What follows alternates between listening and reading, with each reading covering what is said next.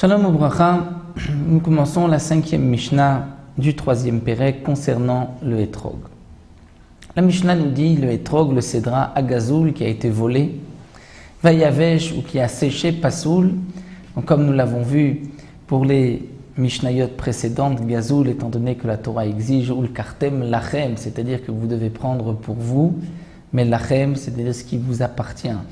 Le hétrog qui a été volé ne nous appartient pas, on ne peut pas s'acquitter de la mitzvah avec un hétrog volé. De même pour le hétrog yavesh qui a séché, puisqu'il a séché, il n'est pas hadar, et c'est à propos du hétrog que la Torah nous dit peri etz hadar, c'est-à-dire le fruit hadar qui est beau.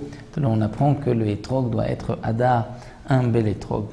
Chez la Shera, si le hétrog provient d'un arbre Ashira où on l'a rendu avodazara, on l'a adoré comme une idolâtrie, ou veshel ir anidachat, où l'arbre provient d'une ville où les habitants de la ville, la majorité des habitants ont fauté, ont pratiqué l'idolâtrie, la avodazara, ont adoré des dieux étrangers. Dans ce cas-là, on devra brûler la ville.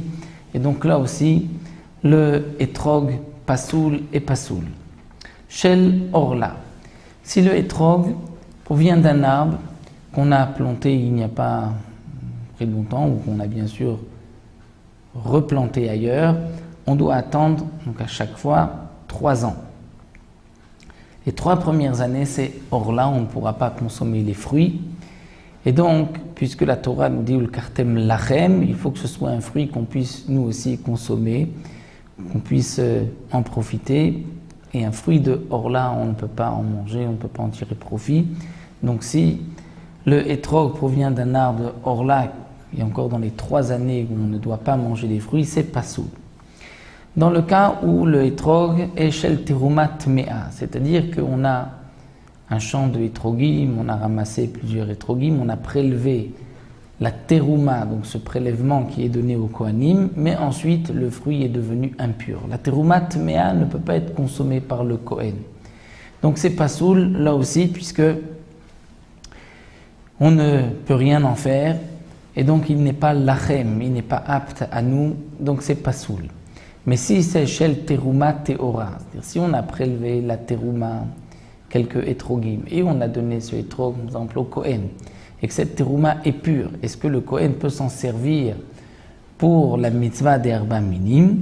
La Mishnah nous dit non, loïtol, il vaut mieux que le Kohen ne se serve pas de ce hétrog pour la mitzvah, étant donné que le bouquet, le hadas, la harava et le lulav sont mis dans l'eau, sont sortis de l'eau pour la mitzvah.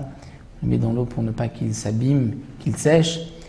Donc il va y avoir des gouttes d'eau, de l'humidité sur le lulav, et lorsqu'on va ensuite le prendre et coller le hétrog avec le lulav, il va y avoir quelques gouttes d'eau qui vont toucher le hétrog. Et nous avons un principe, c'est qu'un aliment, tant qu'il n'a pas été au contact de l'eau, il ne peut pas devenir impur. Il a besoin d'un ercher.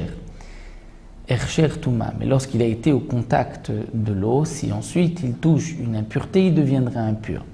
Ce hétrog de terouma, tant qu'il n'a pas touché de l'eau, il ne peut pas devenir impur. Donc c'est pour cela que le Tana nous dit loïtol, qu'on ne le prenne pas, puisque au contact du bouquet, il risque de se mouiller et ensuite de pouvoir être impur. Et la Torah exige de faire attention à la terouma et de ne pas lui donner cette possibilité de devenir impur. D'après une autre raison aussi, il risque de s'abîmer, c'est-à-dire que avec le toucher, avec les mains, on va abîmer la couche extérieure du hétrog. Et donc, de cette manière, on abîme, on rend inconsommable cette partie du hétrog, et puisque c'est de la terouma, nous n'avons pas le droit, puisque la terouma doit être entièrement réservée à la consommation. Donc un hétrog de terouma, même si le hétrog est pur, l'oïtol, on ne le prendra pas pour les 2 raisons que nous avons vues. Ve'im natal, kasher, mais si malgré tout on a pris ce hétrog, c'est kasher, étant donné que le Kohen peut manger, donc il est appelé lachem. Shel Dmai. Dmai, c'est-à-dire que c'est une récolte, donc des etrogim qu'on a acheté d'un Amaharetz, d'un ignorant. On ne sait pas est-ce qu'il a prélevé la terouma ou pas. Bet Shammai disent poslim, c'est pas soul, on ne peut pas l'utiliser. Pourquoi? Parce que peut-être que le Amaharetz n'a pas prélevé les trumot ou masrot. Bet Hillel marchirim, Bet Hillel dit c'est kasher. Pourquoi? Parce que nous avons un principe, d'après Bet Hillel, qu'un pauvre n'a pas besoin de prélever la terouma sur une récolte appelée dmaï, achetée d'un amaharet, d'un ignorant. C'est-à-dire que bien que ce n'est qu'une halakha midé rabanan de prélever la terouma et le maaser lorsqu'on a une troumat maaser et le maaser rishon, lorsqu'on a acheté d'un amaharet, d'un ignorant une récolte, malgré tout les chachamim ont permis pour les pauvres, puisque les pauvres n'ont pas toujours de quoi manger, donc ils auront permis de manger le dmaï sans prélever tous ces prélèvements de trumot ou maasrot. Et donc d'après Bet Hillel, puisque le pauvre peut en profiter, c'est donc kasher pour tout le monde. Shel maaser sheni birushalayim. Si nous avons un etrog qui est maaser sheni, c'est-à-dire encore un homme a un champ de etrogim, il a prélevé la terouma, il a prélevé le maaser rishon, et il a prélevé le maaser sheni qui devait être monté et mangé à Yerushalayim. Donc il a monté quelques etrogim à Yerushalayim pour les manger et il veut s'acquitter de la mitzvah. Est-ce qu'il pourra ou pas? Non, loïtol, il ne pourra pas. V'im natal kasher.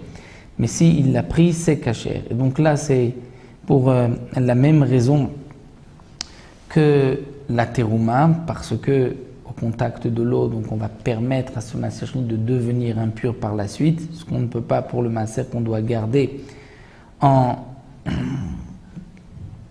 état de pureté. Et im natal, si malgré tout on l'a pris, kasher c'est kasher, puisqu'il est lachem, il est à vous, puisqu'il peut être mangé. Donc ça, ce sont les nim d'une manière générale du etrog, et nous verrons les psulim dans la Mishnah Vav du etrog lui-même, sur le etrog, s'il est fêlé, s'il est cassé, s'il y a des points noirs, ça nous le verrons dans la 6e Mishnah.